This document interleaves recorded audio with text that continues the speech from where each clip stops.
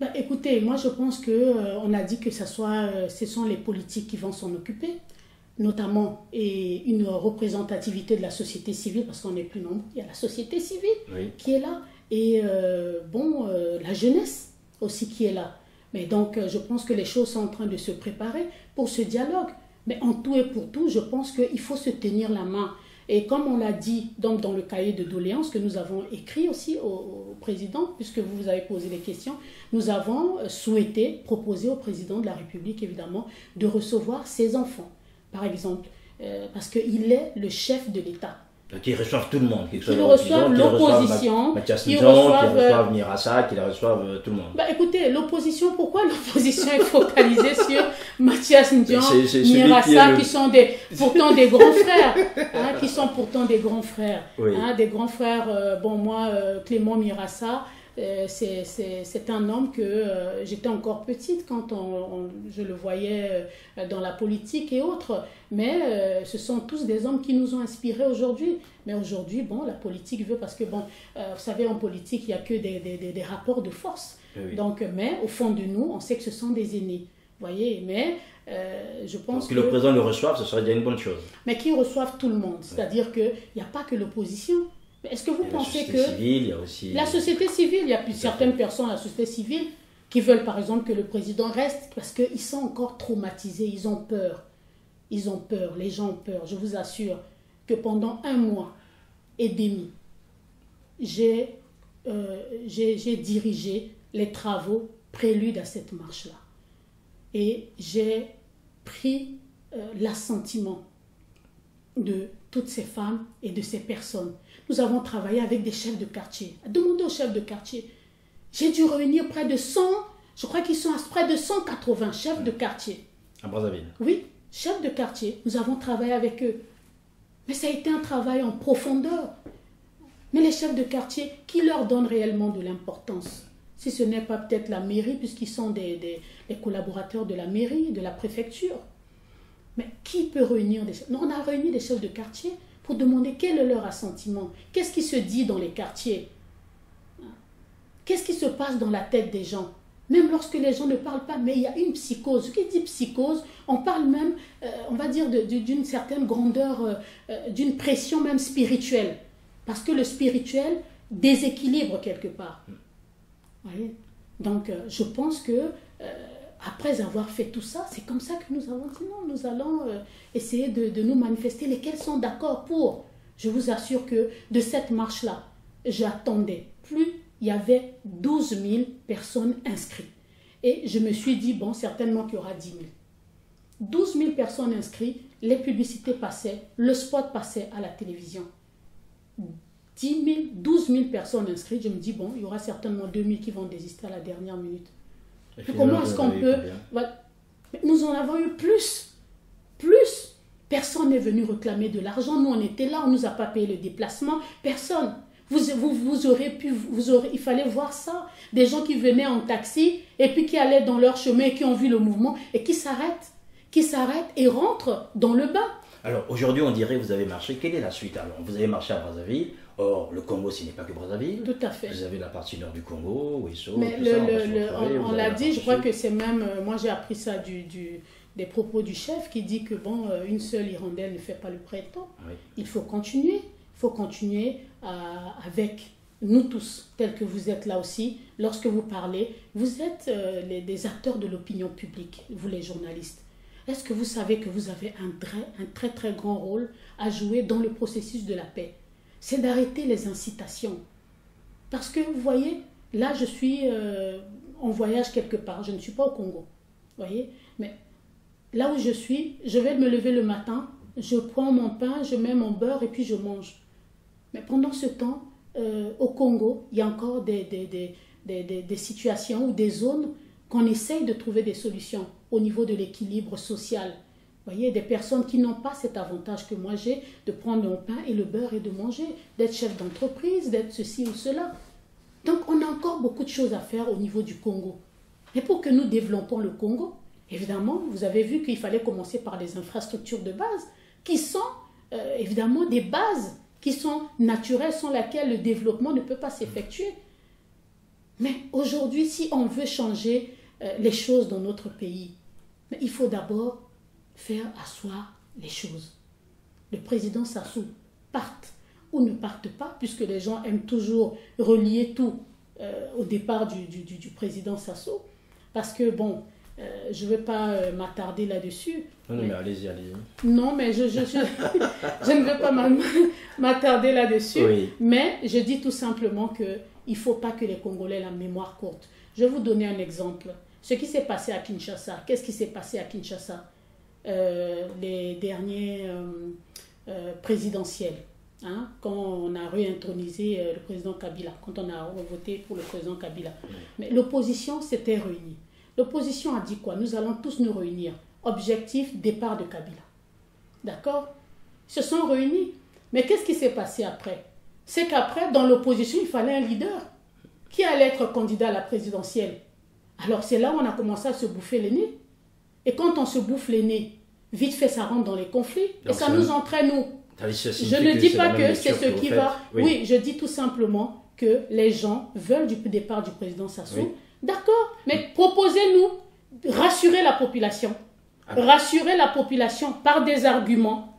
Rassurer la population par des arguments. Que le départ de ce monsieur, un jour, si nous votons le départ de ce monsieur, que vous allez nous rassurer la paix, la cohésion sociale, et que nous allons commencer à circuler dans Brazzaville jusqu'à minuit, 1h du matin, jusqu'au lendemain matin, sans qu'on soit tué quelque part, que nous n'allons pas rester chez nous à la maison pour qu'on vienne nous soulever par des militaires parce que, bon, il y a un règlement de compte. Rassurez-nous que nous allons avoir des salaires chaque fin du mois, ce qui n'était pas le cas il y a quelque temps.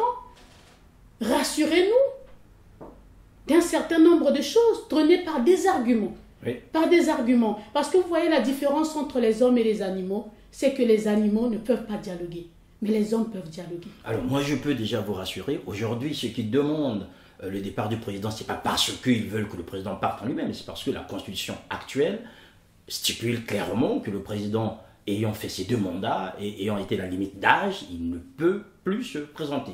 C'est un peu sur cet argument que les uns et les autres soutiennent que le président devrait partir de lui-même et en toute dignité, tel que vous le disiez. Alors, il y a un sujet que j'aimerais bien aborder avec vous, c'est celui de la Constitution. Vous avez évoqué la Constitution de manière globale, mais j'aimerais, parce que je sais que vous avez des idées, des propositions concrètes, parce que tout le monde parle de changement, mais on ne voit pas, en dehors de ceux qui veulent que ça se parte, on ne voit pas des propositions concrètes. Vous, aujourd'hui, quels pourraient être les éléments qui pousseraient le Congolais ou des gens à vous suivre? Voilà. Moi, je voudrais que cette constitution change parce qu'on apporterait de nouveau sur les institutions, sur la place de la femme, sur la place des jeunes. Oui, tout simplement que, bon, vous voyez, il y a des gens qui sont pour le changement de la Constitution. Il y a des personnes qui sont pour la révision de la Constitution, donc retoucher quelques articles. Oui. Il y a des gens qui sont parlait d'amélioration. Il y a aussi des points voilà, il y a aussi des points d'amélioration. Mais toutes ces questions-là vont être débattues, certainement décortiquées en temps et en heure.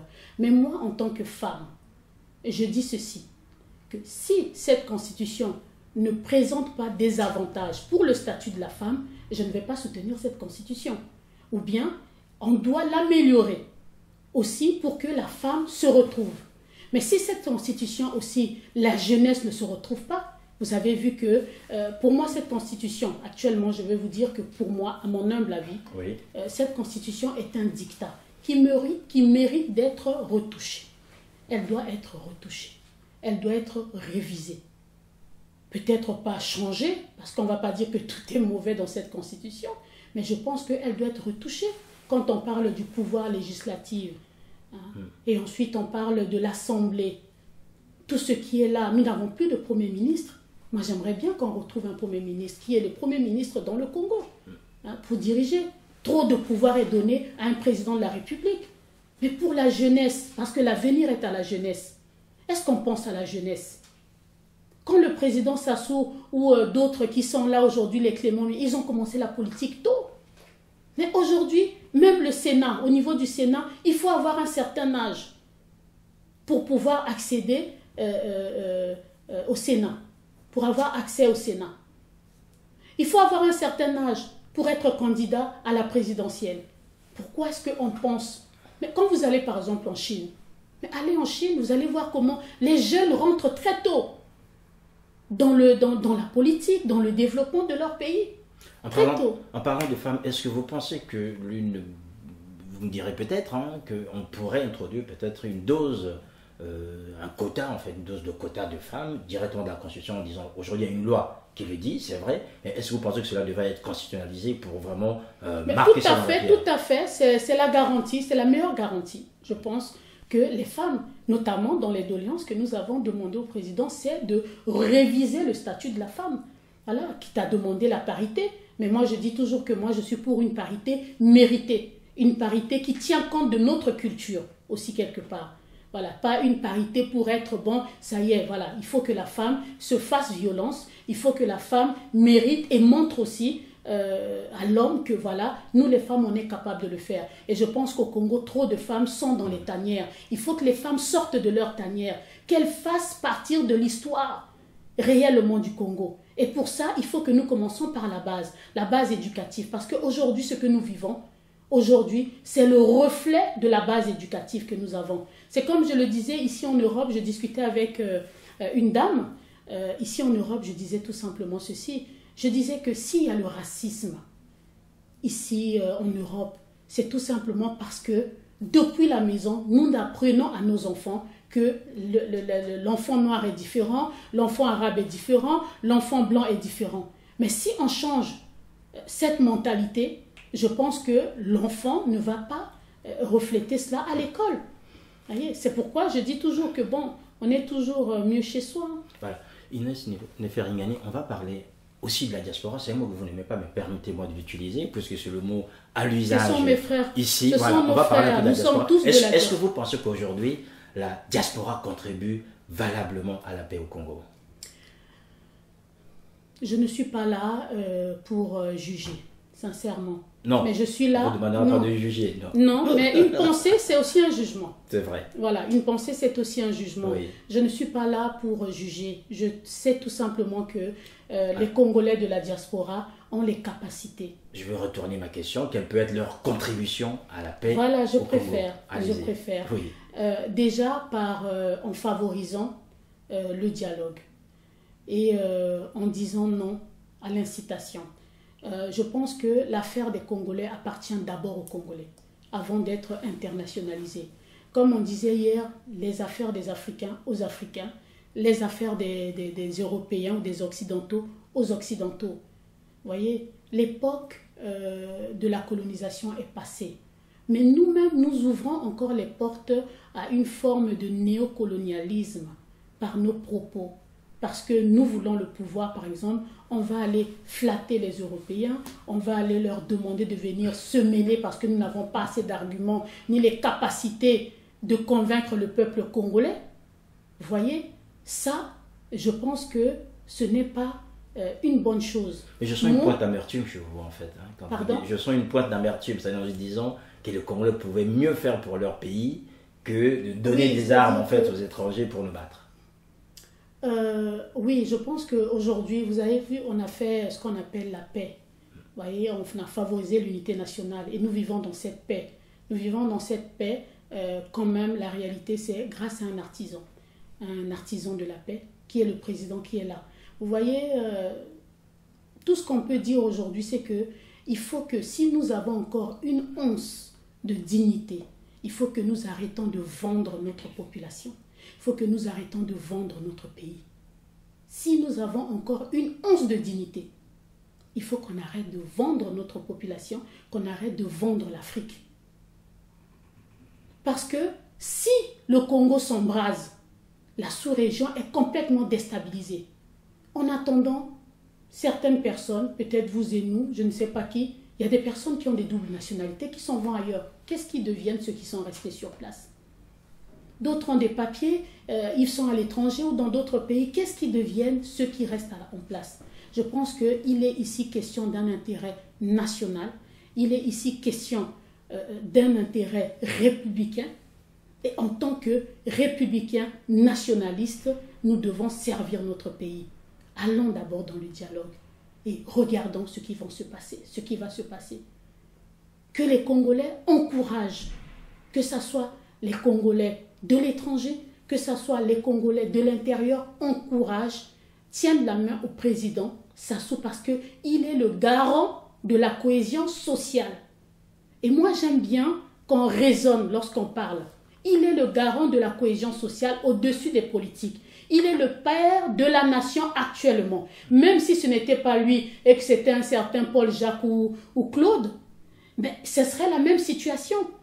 Mais à qui vous voulez qu'on s'adresse lorsque on veut les garanties de la paix? Puisque c'est lui qui est responsable de la République du Congo. Il porte sur sa tête notre sécurité.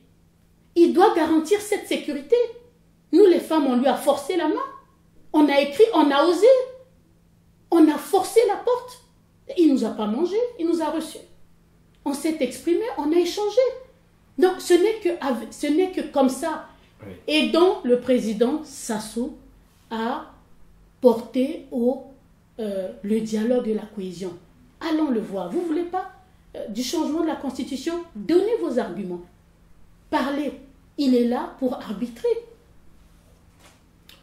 Voilà, c'est ce rôle d'arbitre qu'on va vous demander dans le cadre de votre parti qui est le PCT. Vous vous occupez de la femme, il y a eu les dernières élections locales, le PCT a quasiment tout raflé.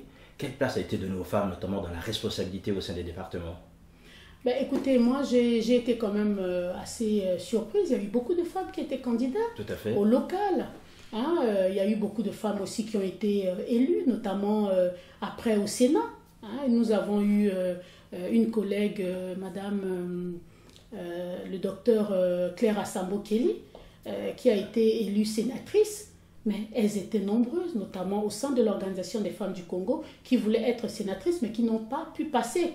Vous voyez, parce que, bon, elles doivent certainement encore se battre. Les femmes doivent encore se battre. Et puis, vous savez que, bon, au niveau des locales, bon, tenez, en parlant de la volonté du président qui est là, par exemple, il nous a accordé, malheureusement, peut-être un peu tard, 30%, vous savez qu'on avait droit à 20% de la participation des femmes au local, oui. N'est-ce pas? Et à la dernière minute, nous avons, je crois que ça s'est passé au moment où je partais vers la Chine, nous avons eu 30%, donc 10% de plus. Vous voyez qu'on s'approche un peu de la parité.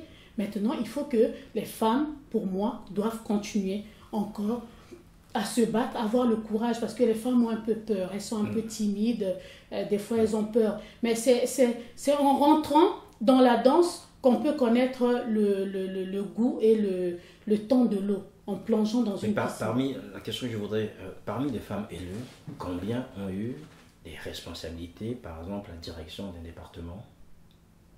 Bon, il y a eu, je ne peux pas vous donner les détails là-dessus, mais je sais qu'il y a eu des femmes qui ont été des fois responsabilisées, telles qu'au niveau de la cuvette, par exemple.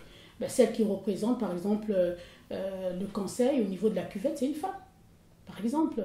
Je donne un exemple que je maîtrise bien. C'est la seule sur les... Non, ce n'est pas la seule. Mais c'est pour dire quoi? C'est pour dire qu'il y a des efforts à faire encore. Il y a des efforts à faire encore. Et nous, les femmes, nous devons faire violence. C'est là, par exemple, je vous donne mon... Non, vous parlez de paix, pas faire violence. Non, violence, c'est pas physique. Hein. Je dis violence dans le sens des capacités. Bien compris, mais c'était juste pour... Voilà, c'est dans le sens des capacités. Oui. Et il faut que la femme soit plus courageuse. Il faut qu'elle soit plus courageuse et surtout qu'elle prenne son rôle à cœur. Je pense que si les femmes arrivent à sortir de leur tanière réellement, il faut aussi pour ça que, ce que nous avons aussi dit au chef, c'est de donner certainement les moyens aussi, des orientations, aussi à la promotion de la femme et autres, pour que cette promotion aussi aide la femme à s'élever, quelque part. Donc, je pense que si les femmes arrivaient vraiment à rentrer dans la danse, peut-être on aura peut-être une femme Premier ministre. Si on arrive, et si cette constitution est changée, bien sûr. Donc on voit très bien qu'il y a des arguments pour que, tous les pouvoirs sont donnés à un seul homme. Voilà. Et nous le déplorons. Vous demandez aux femmes de sortir de leur tanière. Si vous permettez, je vais vous faire sortir du Congo, puisque vous êtes ambassadrice pour la paix. Aujourd'hui, la paix n'est pas menacée qu'au Congo. Il y a une partie du Nigeria, notamment des femmes, des jeunes femmes qui ont été enlevées jusqu'à aujourd'hui. On ne les a toujours pas retrouvées, plus de 200 jeunes filles. Quelle est votre pensée en ce moment où nous commémorons en fait cette triste anniversaire? Non, mais Que voulez-vous? C'est-à-dire que c'est de l'amertume. Hein, c'est de l'amertume, un désarroi incommensurable que j'éprouve lorsqu'on pense à ces enfants, parce que je suis d'abord avant tout une mère, oui. Et j'ai des enfants aussi, et que j'imagine vivre loin de ma fille, ce qu'elle est en train de faire, est-ce qu'elle en vit, est-ce que...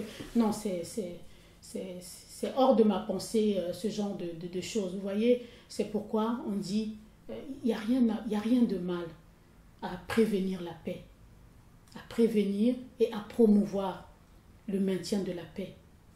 Il n'y a rien de mal, on ne perd rien. Regardez ce qui se passe au Nigeria, vous voyez. Regardez ce qui s'est passé récemment en Côte d'Ivoire. Est-ce que vous voyez que tout ce qui se passe, regardez ce qui se passe lorsque chaque jour qui passe. Mais il n'y a pas que ces femmes-là qui ont été, ces jeunes filles qui ont été enlevées au Nigeria, mais des enfants qui sont enrôlés dans l'armée de force pour assouvir et satisfaire aux égos de certaines personnes assoiffées de pouvoir. Vous voyez, mais qui sont les premières victimes? C'est d'abord nous les femmes. Est-ce qu'une femme peut vivre sans son enfant? C'est difficile. C'est très difficile. Nous les femmes, nous sommes les premières victimes. Lorsqu'il y a des viols qui se font, mais on ne viole pas les hommes, ce sont les femmes qu'on viole. En combat même, j'ai vu là qu'on combattait un docteur, oui, qui est en train de réparer la mutilation faite aux femmes. Mais nous ne sommes plus dans un monde où la femme doit être chosifiée, bon Dieu. Mais il faut que, pour notre développement, il faut que la femme soit mise en valeur. Il faut qu'on enseigne la femme. Il faut que la femme soit mise en valeur. Il faut que l'analphabétisme chez la femme soit tué, soit éradiqué. Pour que la femme serve pour le développement de sa nation.